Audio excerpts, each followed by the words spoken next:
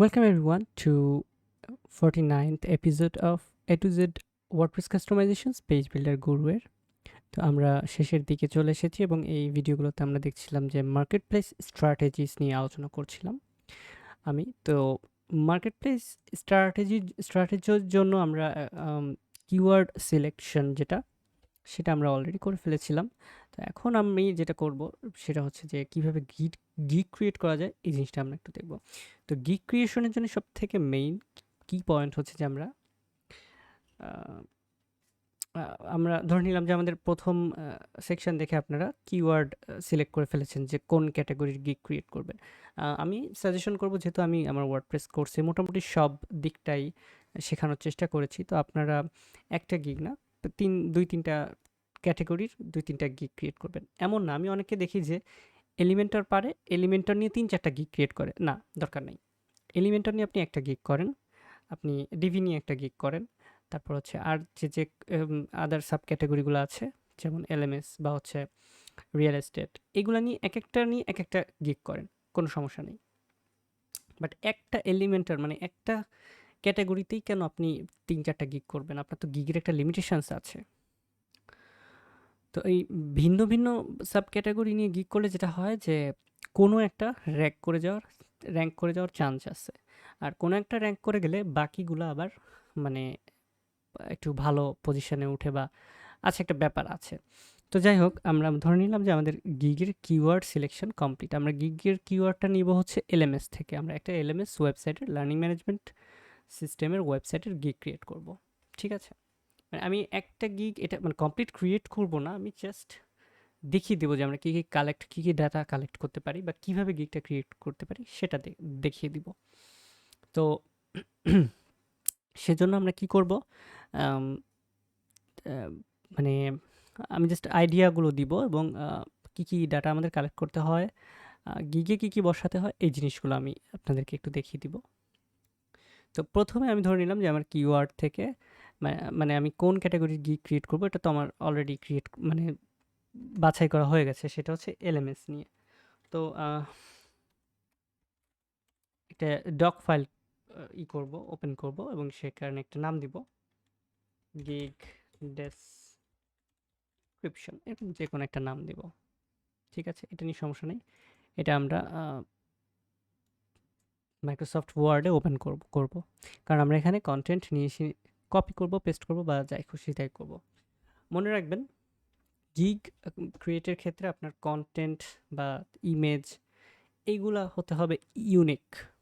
ঠিক আছে, so unique যদি হতে হয় তো সেক্ষেত্রে আপনাকে কি করতে হবে? ইউনিক মানে কি, আপনি যে সব আকাশ থেকে বানায় নিয়ে এসে বসাবেন এরকম কিছু না।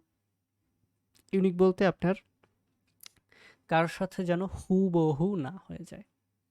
ঠিক আছে, তো এক্ষেত্রে আমরা কি করব, আমরা ওই যে এলএমএস যে ওয়েবসাইটটা, সো এলএমএস, তারপরে ওয়ার্ডপ্রেস এলএমএস ওয়েবসাইট, দেখি এলএমএস লিখলে চারটা কিওয়ার্ড আসলো। চারটা কিওয়ার্ড কি কি? LMS, LMS website, WordPress LMS এবং ওয়ার্ডপ্রেস এলএমএস ওয়েবসাইট। তো আমরা যদি গিগের ভিতরে এই তিনটা লাইনই রাখি, তিনটা ওয়ার্ডই রাখি, যে ওয়ার্ডপ্রেস এলএমএস ওয়েবসাইট, তাহলে কি উপরের এই তিনটা কিওয়ার্ডই এই টাইটেলের মধ্যে চলে আসে না? তো আমরা সেটাই করব। আমরা ওয়ার্ডপ্রেস এলএমএস ওয়েবসাইট এই কিওয়ার্ডটা মানে এই কিওয়ার্ড বলতে এই তিনটা ওয়ার্ডই আমাদের টাইটেলে রাখবো। ওকে, তো এখন আসি আমরা যে টপ কিছু যারা সেলার আছে তাদের গিগ আমরা একটু দেখব। যেমন এখানে 165টা রিভিউয়ের একজন আছে, তার গিগটা আমরা একটু দেখব। ফাইবার চয়েস যে আছে, অবভিয়াসলি আমরা তার গিগ দেখব, কারণ তার অনেক কিছু দেখেই ফাইবার চয়েস ব্যাজ দিয়েছে। আমরা এখানে একজন আছে 93টা রিভিউ, তার গিগটা দেখতে পারি। এই তো মোটামুটি আমরা এই তিনটা চারটা গিগ পেয়েছি, যেখানে মোটামুটি ভালো রিভিউ আছে। আরেকটা ছিল, সেটা হচ্ছে বাদ পড়ে গেছে, কোনটা জানো? 165 এটা নিয়েছি। আচ্ছা, এর গিগটাও আমরা নিই। এই চারটা গিগ আমরা একটু অ্যানালাইসিস করব। ওকে, এর টাইটেলটা কি দিয়েছে?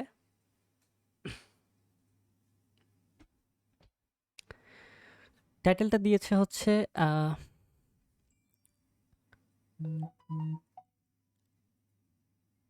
প্রোগ্রামিং অ্যান্ড টেক ওয়ার্ডপ্রেস এবং কাস্টমাইজেশনের মধ্যে I will develop and customize WordPress LMS website, মানে ওয়ার্ডপ্রেস এলএমএস ওয়েবসাইট, এই তিনটা শব্দ একসাথেই আছে। Then with learn dash, okay, I will design WordPress LMS website with LearnDash-LMS. I will develop WordPress LMS website and LearnDash-LMS. একজন লিখছে with, একজন লিখছে learn, মানে সিমিলার রাখছে। I will design WordPress LMS website or membership with LearnDash. তো এদের Q দেখেন একটু, 9টা 10টা 10টা, এর নাই। তিনজন মিলে 29টা কাজ করতেছে একসাথে, মানে সুপার। তো আমরা আমাদের টাইটেলটা কি দিতে পারি? টাইটেলটা আসলে আমরা আগে থেকে সেট করে রাখতে পারি, বাট অনেক সময় দেখা যায় কি হয় না। হয় না কেন? এটা হচ্ছে আমরা যখন টাইটেল একটা দেখা যাচ্ছে আমরা এখানে ডকে লিখে বসিয়ে রাখলাম, বাট যখন বসাতে যাব তখন দেখা যায় কি যে নির্দিষ্ট যে ওয়ার্ড তার থেকে বড় হয়ে যাচ্ছে টাইটেলটা, ঠিক আছে? তো এটা আসলে খুব টাফ হয়ে যায় তখন। তো এই জন্য বড় কি কেন হচ্ছে আমি এটা বলছি। তো আমি টাইটেলটা দিব হচ্ছে আই উইল, তো ডিফল্টভাবে থাকে ক্রিয়েট ওয়ার্ডপ্রেস এলএমএস ওয়েবসাইট, এটা দিব, কারণ আমাদের টার্গেট হচ্ছে ওয়ার্ডপ্রেস এলএমএস ওয়েবসাইট, এই তিনটা জিনিস। অথবা আমি দিতে পারি I will design and develop WordPress LMS website, design and develop এটাও দিতে পারি, বা design and customise, develop and customise এরকম দিতে পারি, ঠিক আছে? সো আমরা এই যে যেমন এই যে দিয়েছে অলরেডি ডেভেলপ অ্যান্ড কাস্টমাইজ, তো এটা আসলে মেইন টাইটেলের শুরু থেকে একটু দূরে চলে গেছে। সো আমি দিব create WordPress LMS website with learn dash দিতে পারি, নাও দিতে পারি, উইথ লার্ন ড্যাশ এলএমএস দিতে পারি। সো এলএমএস কথাটা দুইবার টাইটেলে যদি আনা যায় তাহলে এটা কিন্তু আরও প্লাস পয়েন্ট। তাহলে আমি টাইটেলটা এরকম দেই যে আই উইল, আমি একটু কপি করে নিয়ে আসি একজনের কাছ থেকে অলরেডি, এই যে এটাই নিয়ে আসি। এখানে টাইটেলটা বানানোর ক্ষেত্রে কিন্তু আসলে কৃতিত্বের কিছু নাই, ঠিক আছে? পেস্ট করে দিলাম, আই উইল ক্রিয়েট, এটা ডিজাইন লিখছে, আমি লিখবো ক্রিয়েট, আমি জাস্ট চেঞ্জ করে দিচ্ছি শব্দটা, সিমিলার যাতে না হয় এজন্য। I will create WordPress LMS website with LearnDash LMS, okay. অথবা আমরা যদি আরও দেখি এখানে মেম্বারশিপটা যদি অ্যাড করতে চাই with membership and learn dash, সেটাও হয়। সো এটাও দিতে পারি। হ্যাঁ, মেম্বারশিপ কিন্তু থাকে ইউডেমিতে বা কিছু কিছু ওয়েবসাইটে আছে মেম্বারশিপ থাকে, মেম্বারশিপ নিলে কিছু নির্দিষ্ট কোর্সে করা যায়, এটাও কিন্তু আছে। Website with membership and learn dash,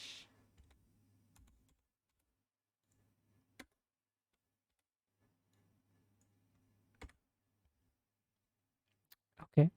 so word count কয়টা হলো, এটা হচ্ছে একটা ফ্যাক্ট। ওয়ার্ড কাউন্ট না, সরি, এখানে হচ্ছে লেটার কাউন্ট কয়টা হলো, টোটাল কয়টা লেটার হলো। এই যে এই পর্যন্ত, যে ক্রিয়েট এই পর্যন্ত, এখান থেকে একটু কয়টা লেটার হলো এটা আমরা একটু দেখে নিতে পারি। এখানে হচ্ছে ক্যারেক্টার হচ্ছে উইথ স্পেস হচ্ছে 62টা, উইথ ক্যারেক্টার নো স্পেস হচ্ছে 54টা। তো এই 62টা 54টা আমি কেন বললাম, আমরা যখন টাইটেলে গিগ টাইটেলে যখন এই টাইটেলটা বসাবো তখন পাশে নাম্বারিং আসে, যে 54/88, 85, বা 60/85, বা 62/85। তো এই জিনিসটা যত ইনক্রিজ হয় তত কালার চেঞ্জ হয়, মানে আমি যখন যে লেখাটা যত টাইপ করব ক্যারেক্টার যত বাড়বে তত এটার কালার চেঞ্জ হবে। 50, 55 বা 60-এর মধ্যে থাকলে কালারটা গ্রিন থাকে, আর যদি তার উপরে যায় তখন এটা ইয়েলো হয়ে যায় বা নেয়ার টু রেড হয়ে যায়, আর যদি 85 ক্রস করে তখন পুরোপুরি রেড হয়ে যায়। তো অবশ্যই কমলা বা রেড এটা ভালো মানে এসইওর জন্য বা টাইটেল র্যাঙ্কিংয়ের জন্য এটা কখনোই ভালো না। সো আপনারা সবসময় ট্রাই করবেন টাইটেলটা যখন রাখবেন ওই যে গ্রিন যে সিগন্যালটা, গ্রিন সিগন্যালের মধ্যে রাখতে, মানে হচ্ছে 55-60 এটার মধ্যে রাখতে। সো আমাদের এখানে 62টা হয়ে গেছে, আমরা আপাতত এই টাইটেলটা রেখে দিই। বসানোর সময় আসলে আমরা বুঝতে পারবো যে এটা ঠিক আছে নাকি বেঠিক আছে। সরি, যদি না হয় তখন আমরা যে এলএমএসটা দেখা গেল কেটে দিতে পারি। ঠিক আছে, সো এটা গেল হচ্ছে আমার গিগের টাইটেল, যেটা মোস্ট ইম্পর্টেন্ট জিনিস র্যাঙ্ক করানোর ক্ষেত্রে। তো তারপরে কি আছে, তারপরে আমরা হচ্ছে ইমেজ সিলেক্ট করব, আমাদেরকে ইমেজ ক্রিয়েট করতে হবে। তো ইমেজের জন্য যেটা করবেন সেটা হচ্ছে that's not a bad image actually, but গিগের ইমেজ আমি যেটা প্রিফার করি, এক একজনের চয়েস এক এক রকম হয় অ্যাকচুয়ালি। তো এখানে হচ্ছে আবার ভিডিও দেওয়া, মানে ইনি হচ্ছে ভিডিও দিয়েছেন। আমরা একটু ভিডিওটা যদি দেখি, তো দেখা যাচ্ছে যে এলএমএস অনলাইন কোর্সের বিভিন্ন ওয়েবসাইটের যে পিপিটি স্লাইডের মতো ক্রিয়েট করে দিয়েছে। তো আমি এটা রিকমেন্ড করি না আসলে। এই এলএমএসের ক্ষেত্রে দেখা যাচ্ছে কি যে এই ফাঁকা মাঠে গোল দেওয়ার মতো অবস্থা, যে যেহেতু গিগ কম, তো এই জন্য এটা মানে মানে এই ক্যাটাগরিতে গিগ যেহেতু কম, সো এরকম আর কি যেন তেন ডিজাইন দিয়ে পেরে যাচ্ছে হয়তো বা এরকম কিছু। আমরা এদের কিছু কাজ দেখি কোর্সের, অনলাইন কোর্সের। সো দেখা যাচ্ছে যে এরকম, হ্যাঁ ওয়েল কিছু কাজ আছে বেশ ভালোই। ওকে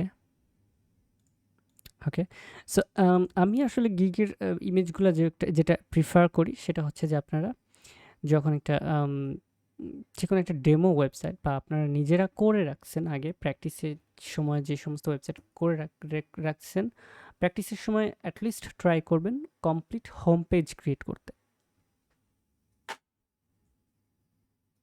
এবং সেটা সব থেকে ভালো হয় আপনি যদি কোনো ডামি কন্টেন্ট না রেখে, মানে একটু কন্টেন্ট চেঞ্জ করে একটু মানে দেখতে লুক অ্যান্ড ফিলটা রিয়েল ইয়ার মতো যদি হয়, এলএমএস ওয়েবসাইটের মতো যদি হয়, সেটা বেটার হয়, যাতে ডেমোর মতো না হয়। তো সেই স্ক্রিনশটটাকে ফটোশপে করে নিয়ে কি করবেন, 3টা ডিসপ্লে মানে পিসির মানে ডেস্কটপের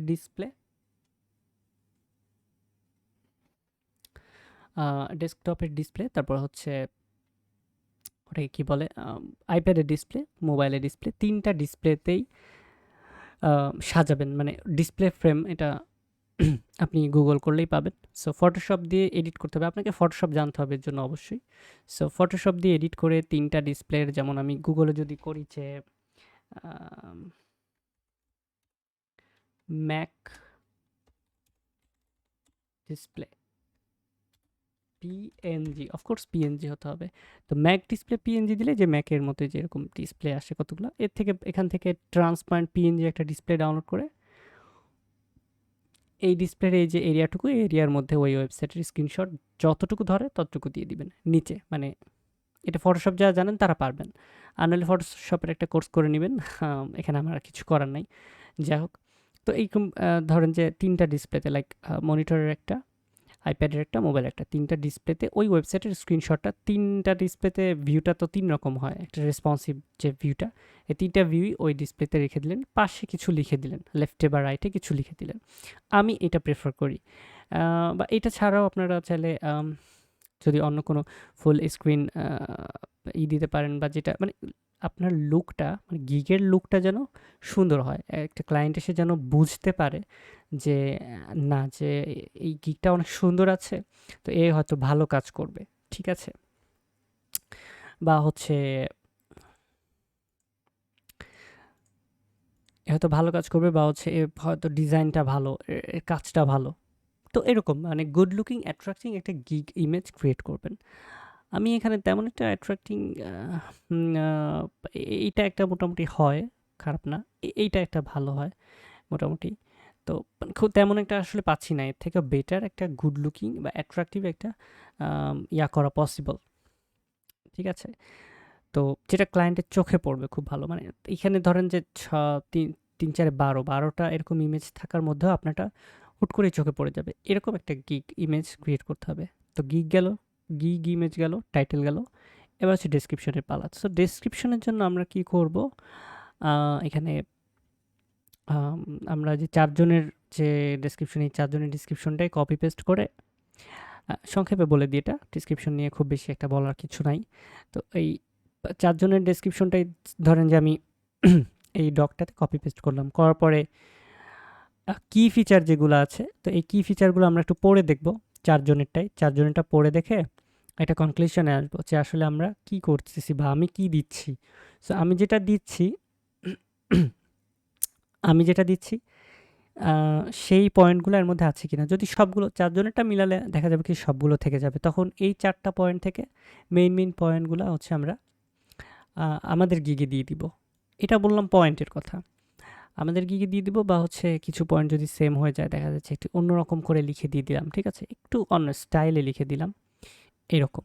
তো এইভাবে কিছু পয়েন্ট দিলাম। লাস্টের কিছু কথা যেটা আছে সেটা হচ্ছে ছোট শর্ট রাখাটা ভালো, ঠিক আছে। তবে মেইন যে পয়েন্টটা, গিগ র্যাঙ্ক করার জন্য মেইন যে পয়েন্টটা, সেটা হচ্ছে প্রথম দিকে এত প্যারাগ্রাফ রাখবেন না।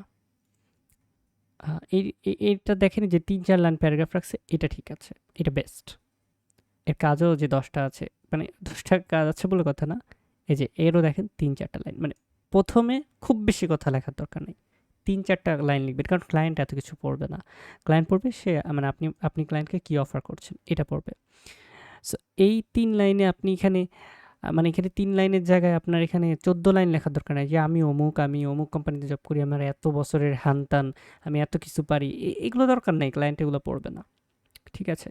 সো আপনাকে 3 লাইন ইনফরমেটিভ হতে হবে, কি এই 3 লাইনের মধ্যে যত বেশি পসিবল, যত বেশি সম্ভব আপনি আপনার গিগের যে কিওয়ার্ডটা, যে লার্ন ড্যাশ এলএমএস বা হচ্ছে ওয়ার্ডপ্রেস এলএমএস ওয়েবসাইট, এই ওয়ার্ডগুলো বেশি ইউজ করার চেষ্টা করবেন এই 3 লাইনের মধ্যে। এই দুজনেরটা দেখেন, যাদের 10টা করে কাজ, তাদের দেখেন 3-4 লাইনের মধ্যে কিন্তু ওয়েবসাইট, এলএমএস এই কথাগুলো অনেকবার আছে। সো এই জিনিসটা করবেন প্রথম 3-4 লাইনের মধ্যে।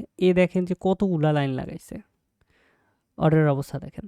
এরকম করবেন না, ফার্স্টে 3 লাইন, 3 থেকে 4 লাইন, এর মধ্যে ছোট্ট শর্ট ডেসক্রিপশন দিবেন, সেখানে আপনি 2 লাইন, 3 লাইন, 4 লাইন যাই লেখেন, চেষ্টা করবেন আপনার গিগের কিওয়ার্ডের যে ওয়ার্ডগুলো, এই ওয়ার্ডগুলো বেশি বেশি করে রাখার।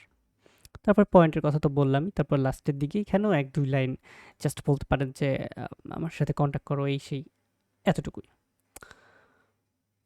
তারপরে লাস্টে এসে প্যাকেজগুলা আপনি একটু দেখবেন যে অন্যান্য সবাই কি কি দিচ্ছে, কি কি না দিচ্ছে, ঠিক আছে। এই প্যাকেজগুলা সব কিছু দেখে টেখে তারপরেই করবেন। কেমন কি অফার করতেছে, কারা কোন প্যাকেজে কি অফার করতেছে, প্রাইসটা কেমন দিচ্ছে, এগুলো দেখে আপনারা আপনাদের মতো একটা কাছাকাছি প্রাইস, কম রাখার দরকার নাই যে $10 দিচ্ছে আমি বলে $5 দিব না, নো নিড।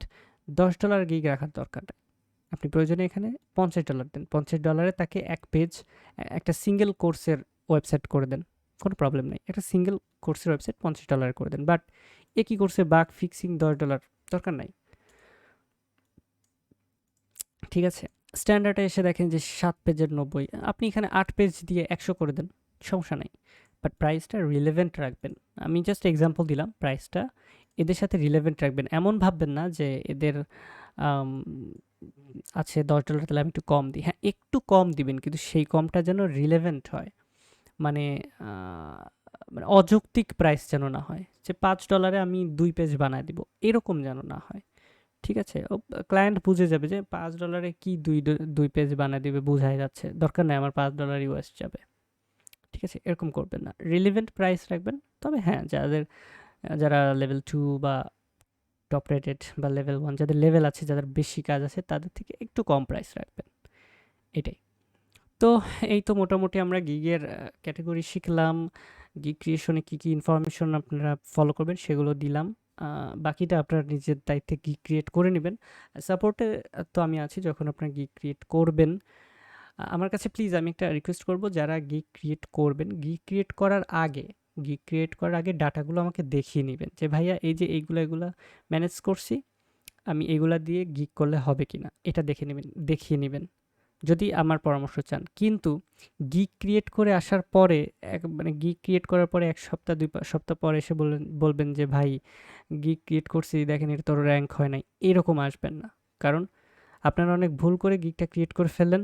তারপরে যদি আমি আপনাদেরকে সলিউশন বলেও দিই, সেটা খুব একটা ইফেক্ট করে না।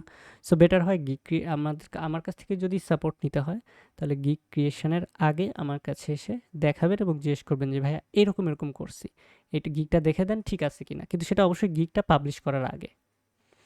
সো এটা হচ্ছে আমার টিপস অ্যান্ড ট্রিক ছিল গিগের রিসার্চ এবং গিগ ক্রিয়েশনের উপর। আমরা লাস্ট ভিডিওতে ফাইবারের জন্য লাস্ট ভিডিওতে দেখব যে কিভাবে বায়ার রিকোয়েস্ট সেন্ড করতে হয়। Okay, so everyone, thanks till the next video.